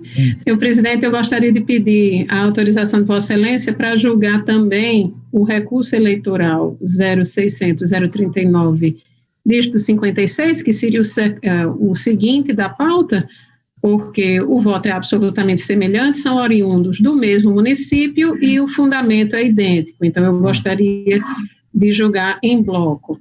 E agora passo ao relatório. Então, tratam os presentes autos de recursos interpostos contra a decisão da juíza eleitoral da 9ª Zona Eleitoral, Goianinha, que indeferiu o pedido de alistamento eleitoral formulado por Alaíse Silva Bezerra e por Fabiano Barbosa da Silva, sob o argumento de não ter demonstrado o vínculo dos eleitores com o município de Tibau do Sul.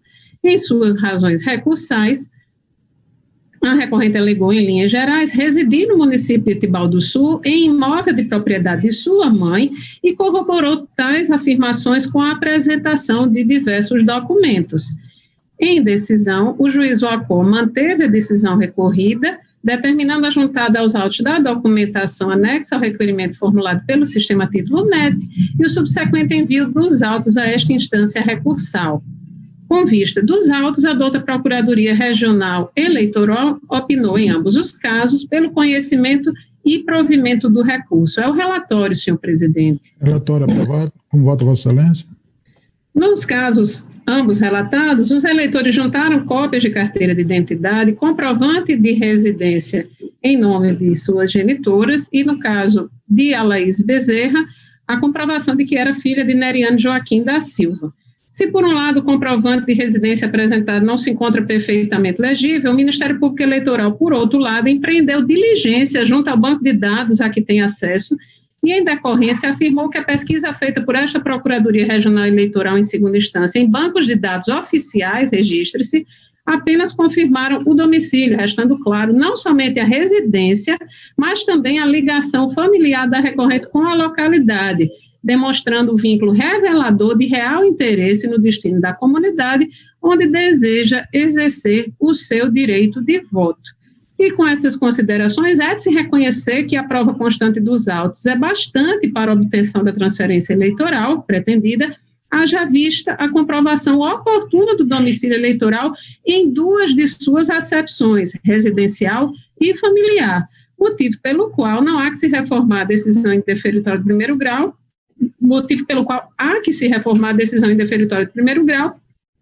na esteira da pacífica jurisprudência eleitoral. E com esses fundamentos, senhor presidente, em consonância com o parecer ministerial, eu encaminho meu voto pelo conhecimento e provimento dos recursos aviados por Alaíse Silva Bezerra e Fabiano Barbosa da Silva,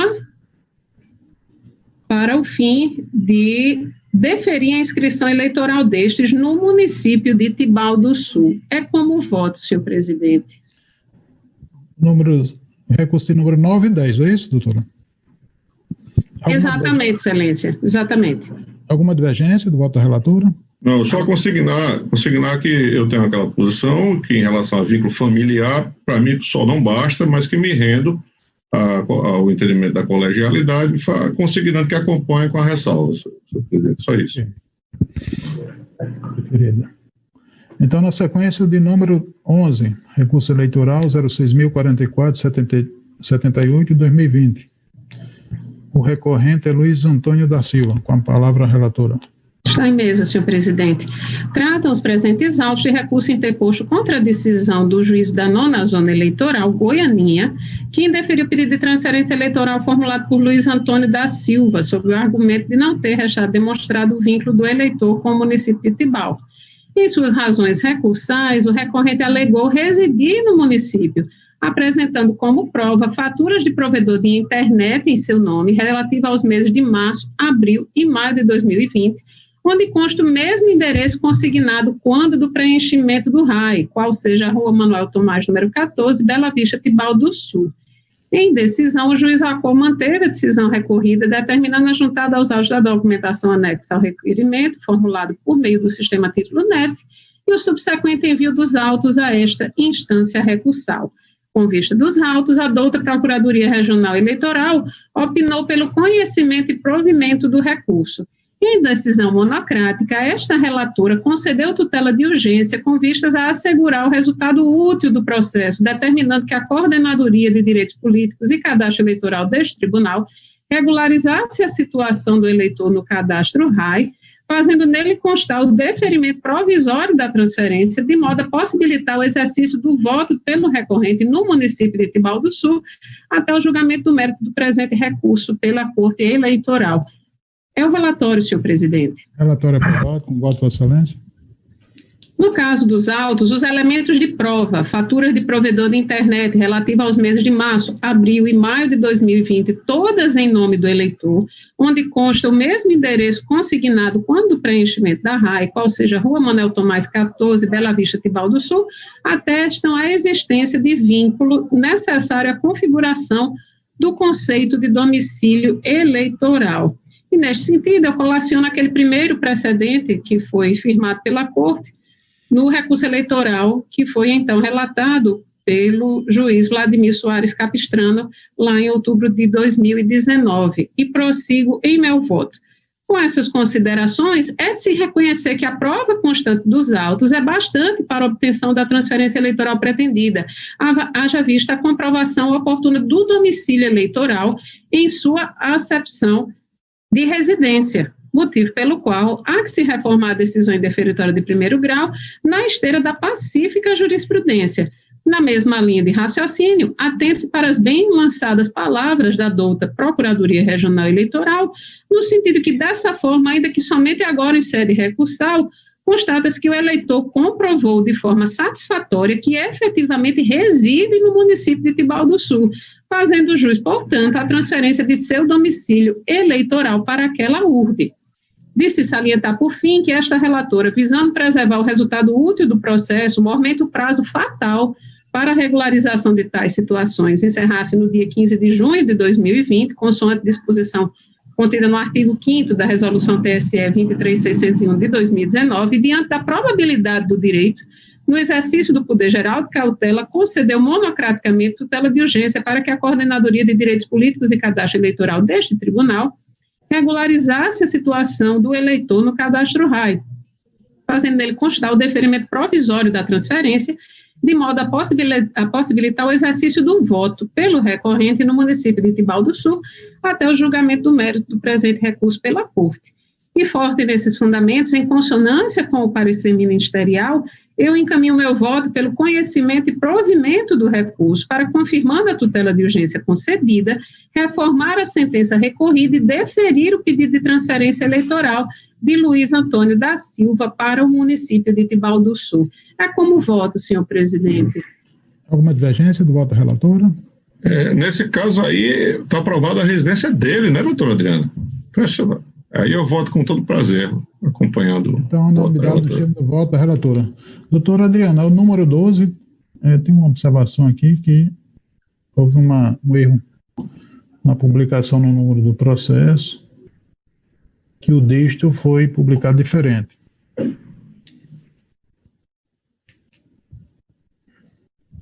O som. Os meus que estão em mesa, senhor presidente, são apenas esses 3 que foram apregoados por Vossa Excelência. Desculpe, então. Seria o de doutor Fernando, então o 12, não é isso, doutor? Não mesa, senhor presidente, porque eu vou ver aqui uma questão do blogueiro, que também é representado aqui. Na sequência, ainda do doutor Fernando, o número 13. Recurso eleitoral 06.01838-2020. O recorrente Luiz Barroso de Herói Júnior, pois não? Todos os meus processos são pedidos de transferência de domicílio, todos do município de Timbaúba dos Batistas, tá? Eu peço a permissão de Vossa Excelência para julgar em bloco também. Pois não, fica à vontade. Ao ter sido feito. Só tem eu estou dando provimento a todos, deixa eu ver quantos são aqui. 1, 2, 3. Identifique, por favor, doutor. Pois não, eu estou dando provimento ao de número 06.018, dígito 38, ao de número 06.000, esse é o que foi pregado por Vossa Excelência, esse primeiro. Sim. Ao 06.025, dígito 30, que o recorrente é Antônio Santana de Araújo. Estou dando provimento ao de número 06.044, dígito 36, cuja recorrente é Maria de Fátima Santana. E estou dando provimento ao de número 06.051, dígito 28, cuja recorrente é Sandra Medeiros Rocha. Nesses todos também foi provado, né, o domicílio aqui, eleitoral.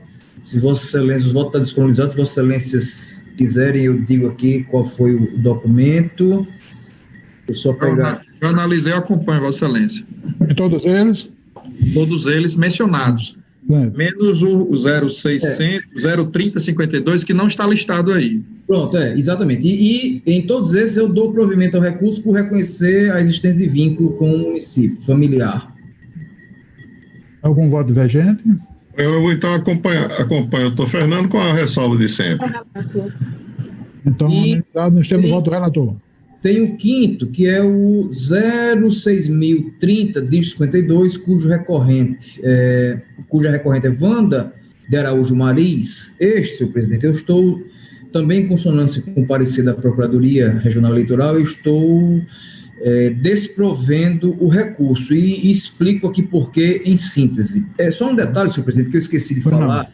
Em todos eles, há também aquela preliminar de cerceamento de defesa igual a que foi suscitada nos processos da relatoria do Dr. Carlos Wagner, que a Corte rejeitou por unanimidade. Em todos eles também há essa preliminar, que eu também rejeito, Dr. Carlos. E aqui eu tenho só um fundamento adicional, que é a fundamentação que ele usa para fazer o pedido é para a hipótese de exclusão de eleitor do cadastro, exatamente, de exclusão. Eu utilizo também, eu utilizo também esse argumento. Me desculpa, eu não tinha prestado atenção, mas eu tinha, na verdade, modestamente, só ido por esse argumento. E Vossa Excelência ampliou aí o leque argumentativo com que eu concordo, inclusive adiro aqui, já pedi para a assessoria já acrescentar nas preliminares aquela fundamentação que Vossa Excelência trouxe. Então, senhor presidente, neste caso que estamos a julgar, além da rejeição da preliminar, eu estou desprovendo o recurso por seguinte fundamento: ela junta 3 documentos que seriam, na ótica dela, recorrentes, suficientes para demonstrar, né, o domicílio. O primeiro é o seguinte: ela junta um comprovante de endereço do município de destino, Timbaúba dos Batistas, constante na fatura de energia elétrica em nome de terceiro, alegando tratar-se de sua tia, e não junta nenhum documento. Eu não sei também se seria hipótese da gente também converter em diligência, mas ela junta mais 2 documentos.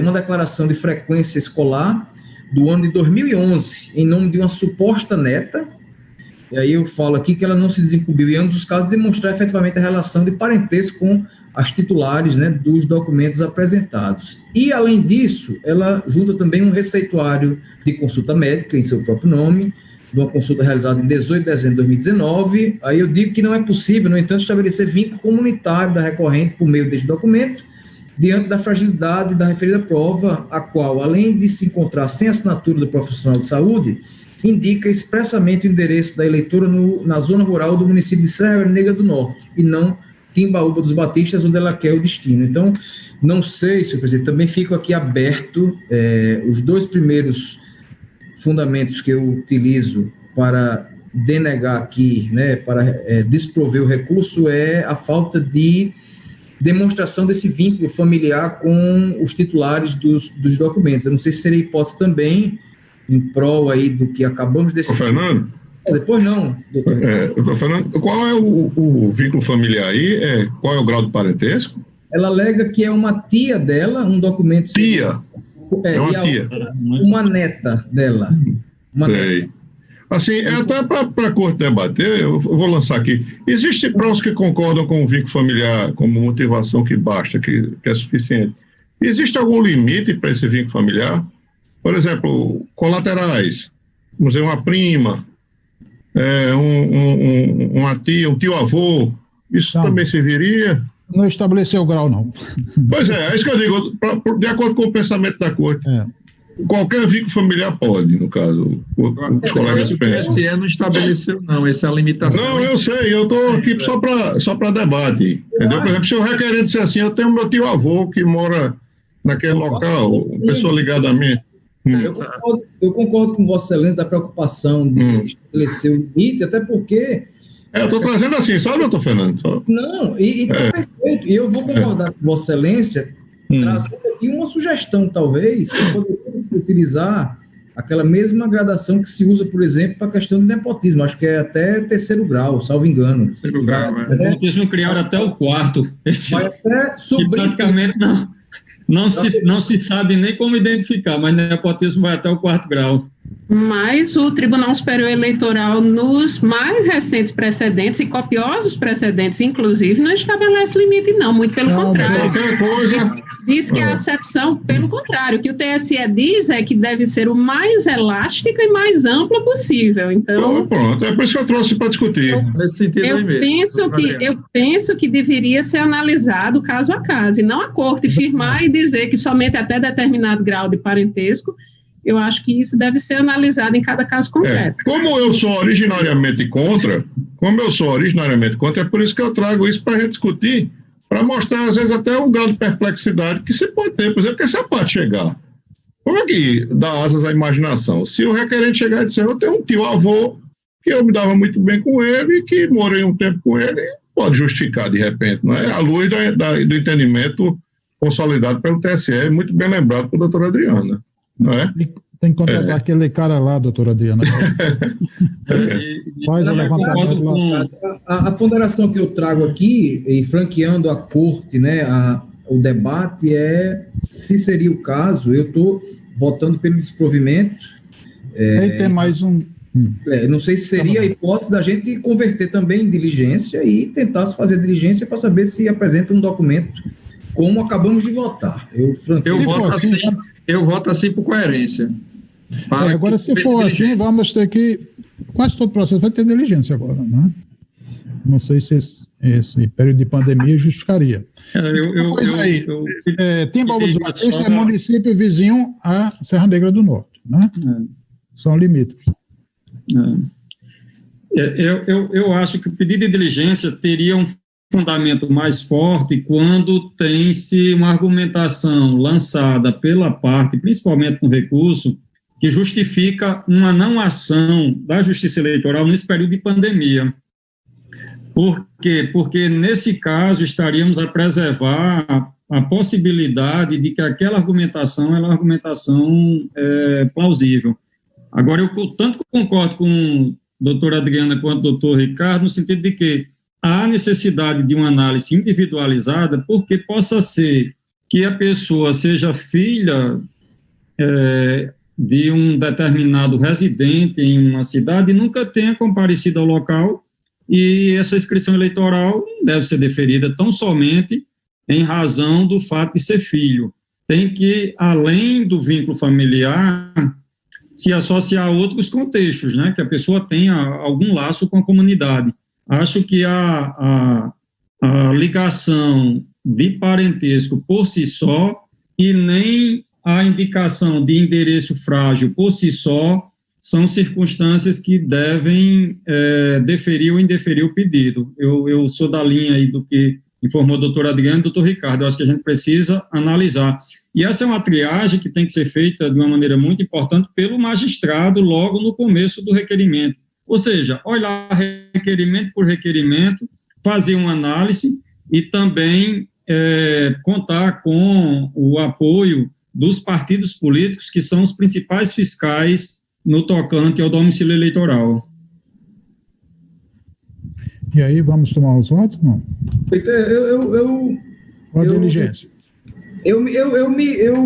Na verdade, eu me sensibilizo com o argumento do doutor Geraldo e digo mais, doutor Geraldo, o doutor Carlos Wagner bem lembrou dos municípios em que tem mais eleitor do que habitante, né? Esse fenômeno migratório que ocorre, né? Sobretudo em ano eleitoral, igual as árvores migratórias que existem aí, tem os eleitores migratórios aqui que terminam, né, superpovoando no cadastro eleitoral, né, e não como habitantes. Então, nesse caso aqui, acredito que não seria talvez a hipótese. Naquele outro é porque, além do comprovante que acabamos de julgar, teve uma declaração, né, de punho com fio reconhecido de uma pessoa argumentando que a pessoa morava lá. Aí talvez demande, né, a diligência, né, em face ao documento. Enfim, eu vou... Veja bem, eu estou votando pelo desprovimento, eu mantenho meu voto. Pelo desprovimento, certo.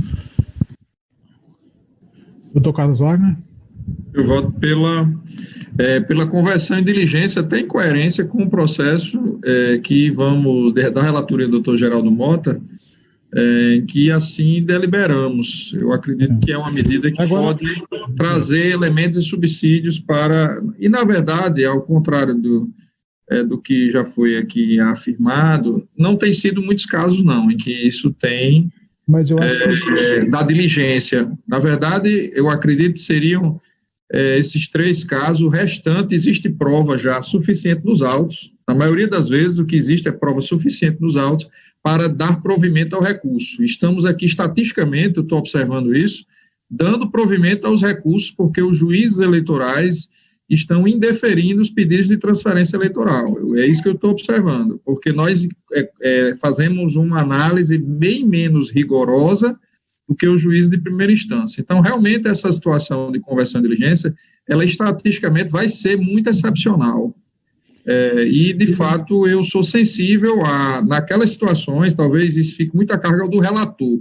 O relator verificar que existem elementos que possam gerar uma dúvida fundada a recomendar uma diligência do porte e da envergadura que o doutor Geraldo Mota fez em um processo de sua relatoria. Se o relator, neste caso concreto, ele entende que qualquer outra diligência não iria alcançar o desiderato do recorrente, talvez seja o caso de acompanhá-lo.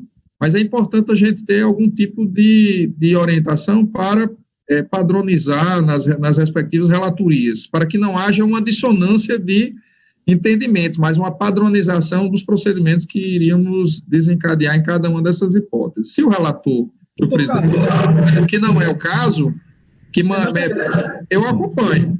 Mas, assim... Caso, por exemplo, ela prove uma relação, por exemplo, de parentesco, sendo tia ou tendo uma neta no município, acredito que seja o caso de deferimento. Então, vai... Pois é. Então, eu acho que é melhor converter. Olha, eu acho o seguinte, que esses processos, eles não são bem instruídos, né? E eu acho que vai ser um número muito alto de diligências, se for aplicar essa regra. Agora, eu estou aqui... Se quiser experimentar, a gente pode passar por esse caminho. Eu concordo com o doutor Carlos. Foi um número muito diminuto. Nós já julgamos algumas dezenas e mas todos... eu acho que tem muitos por aí. A diligência que inaugurou foi o doutor Geraldo hoje. Eu acho por aí. Mas me parece que os outros que nós julgamos, e foram em grande quantidade, não havia dúvida razoável, tanto que na maioria nós provemos os recursos, mas em outros tantos em que a prova era frágil, foi indeferido o pedido. Então, eu penso que parece razoável, sim, a ponderação do doutor. A diligência? Sim. Concorda, doutor? Eu não tenho nenhuma dificuldade de reformular. Ela juntou 3 documentos, não conseguiu. Vamos ver se no quarto ela, né? Perfeito. Então, todos concordam com a diligência?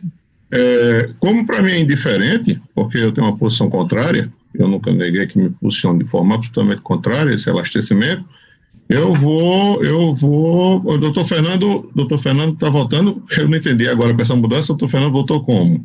Eu acolhi a sugestão do doutor Carlos Wagner, eu acolhi. Pronto, então eu vou até agora. Pronto, então vai fazer a diligência, no caso, né? Eu vou acompanhar, mas já se sabe que para mim é indiferente, porque eu vou seguir, só não me posicionando nesse sentido, se ficar provado que não há como transferir. Porque eventualmente pode haver até uma prova negativa, né? Uma prova de que ele realmente não tem vínculo nenhum, né? Então vamos aguardar, perfeito. Acompanho também. Então, para diligência. Doutor, seus processos também? Eu acompanho também o eminente relator e sei que ele está fazendo essa diligência muito mais no sentido de constatar domicílio do que grau de parentesco. Porque o grau de parentesco aparentemente já está discutido, já está comprovado nos autos. Mas o que o eminente relator quer saber é o vínculo que essa pessoa tem com a cidade. Perfeito, é isso. Então, eu creio que o direcionamento da diligência vai ser muito mais nesse sentido, eu acompanho nesse sentido. Perfeito, eu só faço aqui o registro, doutor desembargador Cornélio, e assim, como tem sido interessante, né, essas discussões aqui, como temos amadurecido, inclusive, né, aperfeiçoando, né, o nosso julgar. Tá bom, então não tem mais processo judicial em mesa, não é isso, doutora Simone? Sim, administrativo também não tem mais, né? Também não. Então, dou por encerrada a presente sessão e até a próxima terça-feira. Um grande abraço a todos. Boa tarde. Um abraço a todos.